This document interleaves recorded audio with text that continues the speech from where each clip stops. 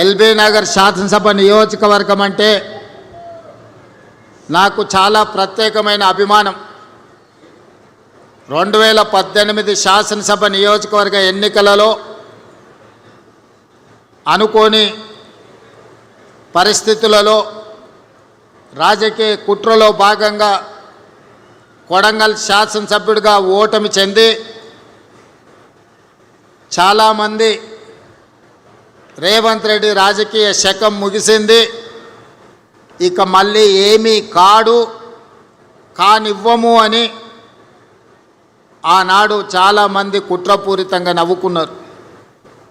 సరిగ్గా 4 నెలలు తిరిగే లోపల శ్రీమతి సోనియా గాంధీ గారు పార్లమెంట్ ఎన్నికలలో మల్కాజ్గిరి పార్లమెంట్ అభ్యర్థిగా ఎన్నికల బరిలో దించితే ఆనాడు 32 లక్షల ఓట్లున్న మల్కాజ్గిరి పార్లమెంట్ నియోజకవర్గంలో 3000 పోలింగ్ బూతులు ఉండే. 3000 పోలింగ్ బూతులు కాదు కదా, సగం తిరగడానికి కూడా 5 సంవత్సరాలు సరిపోదు. అయినా ఆనాడు పార్టీ అవకాశం ఇచ్చి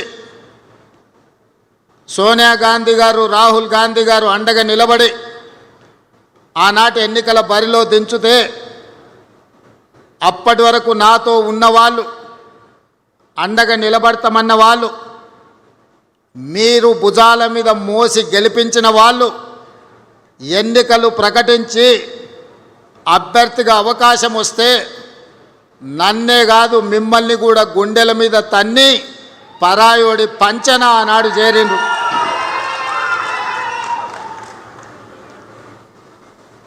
పార్టీ జెండా మోసిండ్రు కదా అని ఆ ఎన్నికల్లో మీరు గెలిపిస్తే మిమ్మల్ని నట్టేట ముంచి నన్ను ఎట్లయినా ఎన్నికల్లో ఓడించాలని ఒకరు మంత్రి పదవికి, ఇంకొకరు కార్పొరేషన్ చైర్మన్ పదవికి మీ అభిమానాన్ని తాకట్టు పెట్టి ఆనాడు మనల్ని అందరినీ మోసం చేసింది.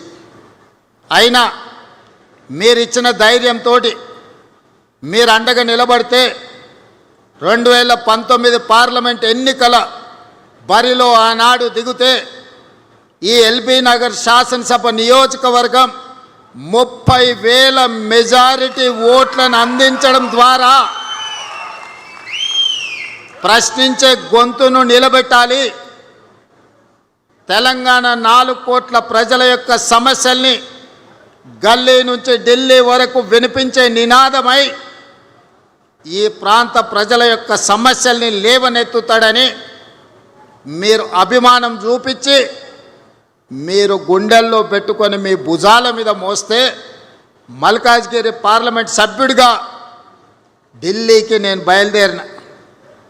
మీ అభిమానం, మీ గుండె ధైర్యం తీసుకొని ఢిల్లీకి బయలుదేరితే పార్లమెంటులో అక్కడ జరుగుతున్న సమావేశాలలో పార్టీ తరఫున, ప్రజల తరఫున గట్టిగా నిలబడి కొట్లాడినప్పుడు శ్రీమతి సోనియా గాంధీ గారు, శ్రీ రాహుల్ గాంధీ గారు, మల్లికార్జున్ ఖర్గే గారు నన్ను చూసి గుర్తించి పిసిసి అధ్యక్షుడిగా అవకాశం ఇస్తే వెనక్కి తిరిగి చూడకుండా 3 సంవత్సరాలు నిరంతరం కొట్లాడితే 2023 7 తారీఖు నాడు ఎల్బీ స్టేడియంలో లక్షలాది మంది ఆశీర్వాదంతో ప్రజాపాలన ప్రభుత్వాన్ని మనం ఏర్పాటు చేసుకున్నాం. మిత్రులారా,